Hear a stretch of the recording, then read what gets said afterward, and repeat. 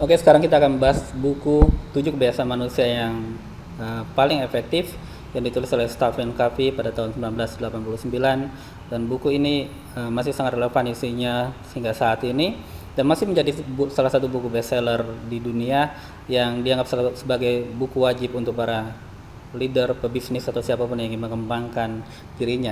Dan buku ini merupakan salah satu buku yang pertama kali saya baca ketika saya SMA, dan tentu saja isinya sangat berpengaruh pada diri saya secara pribadi.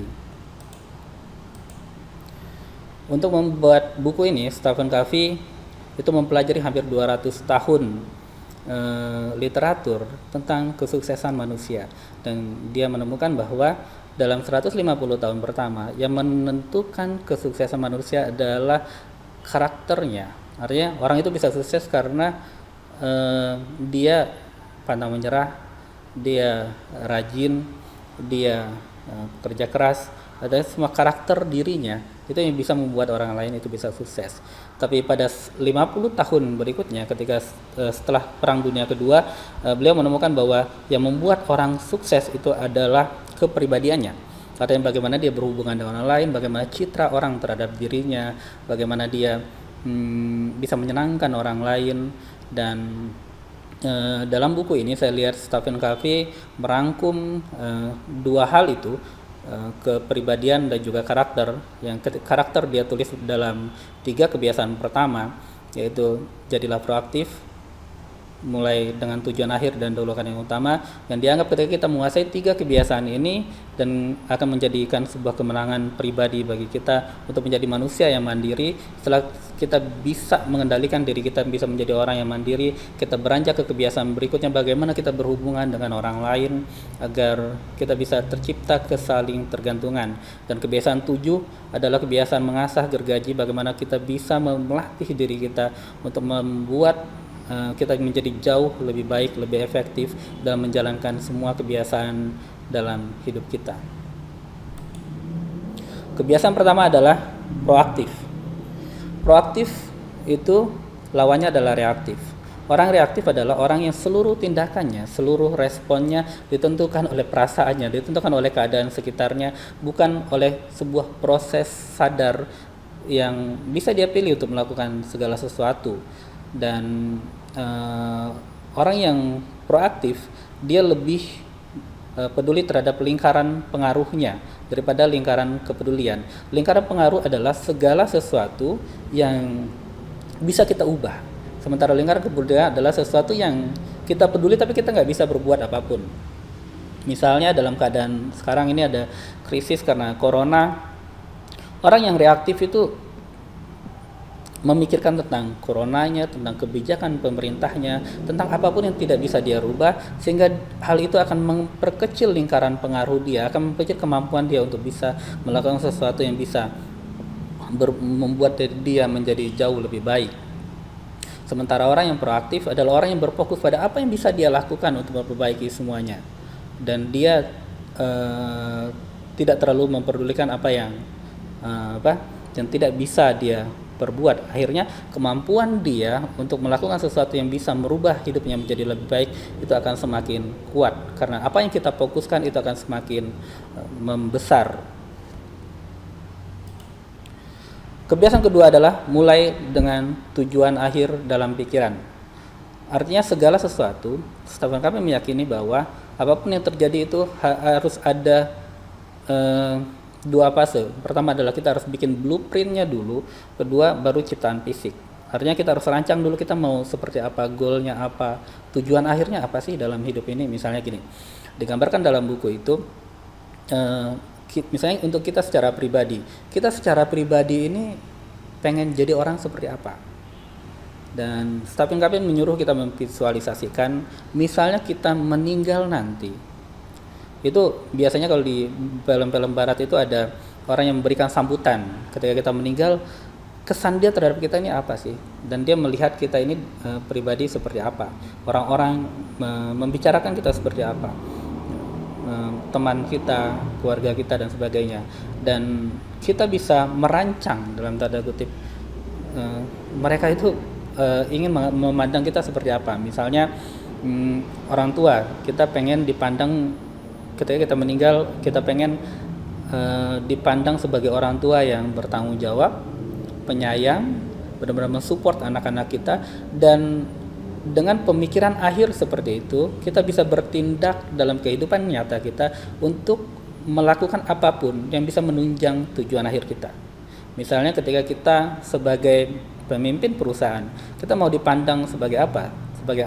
Sebagai pimpinan yang support, yang bertanggung jawab, yang cerdas, atau apapun yang kita inginkan, dan dengan tujuan akhir seperti itu kita bisa bertindak sesuai dengan apapun yang bisa akan menunjang tujuan akhir kita tersebut. Dan sama seperti halnya ketika kita ingin membangun gedung yang tinggi, dan sebelum kita membangun sebuah gedung itu biasanya kita akan membuat dulu blueprintnya, gedung seperti apa yang kita inginkan, rancangannya seperti apa, tampaknya seperti apa sih nanti ketika sudah jadi, dan itu akan menjadi acuan kita dalam melakukan proses untuk membangun gedung itu agar bisa sesuai dengan tujuan hidup kita. Jadi biasanya itu adalah memulai dengan akhir dalam tujuan. Jadi tujuan kita seperti apa, nanti kita mulai dulu dengan tujuan itu, nanti kita akan bertindak sesuai dengan tujuan yang telah kita rancang untuk hidup kita. Kebiasaan berikutnya adalah dahulukan yang utama. Ketika kita sudah punya tujuan, kita harus mendahulukan yang utama atau lakukan hal yang penting saja dan tinggalkan hal-hal yang tidak penting. Apa sih yang penting itu? Setelah kami membuat 4 matrik tentang kegiatan kita. Yang pertama penting dan mendesak, itu seperti krisis, masalah yang mendesak, proyek, deadline, tapi itu penting ya, harus mendesak yang harus kita kerjakan sekarang. Kedua adalah penting dan tidak mendesak. Dia itu penting tapi nggak mendesak, misalnya perencanaan, rekreasi, membangun relasi, belajar ilmu baru, melihat peluang baru, itu penting tapi tidak ada yang mendesak kita untuk terus melakukan itu. Dan kuadran ketiga adalah tidak penting tapi dia mendesak, misalnya telepon yang nggak penting, baca-baca email dan sebagainya, laporan-laporan yang nggak penting, itu seakan-akan dia mendesak untuk cepat dilakukan tapi itu nggak penting. Dan kuadran berikutnya adalah aktivitas yang tidak penting tapi juga tidak mendesak, seperti nonton TV kebanyakan, lihat sosial media yang benar-benar yang tidak ada manfaatnya bagi kita. Dan sebagian orang yang sukses itu melakukan kegiatannya pada lebih banyak menghabiskan waktunya pada kuadran 2 dan kuadran 1, bagaimana mereka melakukan membangun relasi, melakukan perencanaan, belajar ilmu baru, melihat peluang baru, dan juga tetap mengerjakan krisis-krisis ataupun proyek-proyek deadline yang dia lakukan, dan tidak melakukan kegiatan-kegiatan yang tidak penting dan juga tidak ada manfaatnya baik kehidupan pribadi maupun kehidupan profesional kita. Kebiasaan berikutnya adalah berpikir menang-menang. Ini adalah kebiasaan keempat, sudah mengarah kepada kemenangan publik. Itu tadi tiga kebiasaan pertama adalah kebiasaan untuk kita secara pribadi, dan ini adalah kebiasaan yang bisa membuat kita baik berhubungan dengan orang lain. Jadi berpikir menang-menang. Ketika kita berurusan sama orang lain, kita harus mengusahakan bahwa semua pihak itu win-win solution, atau kita tidak usah berhubungan sama sekali.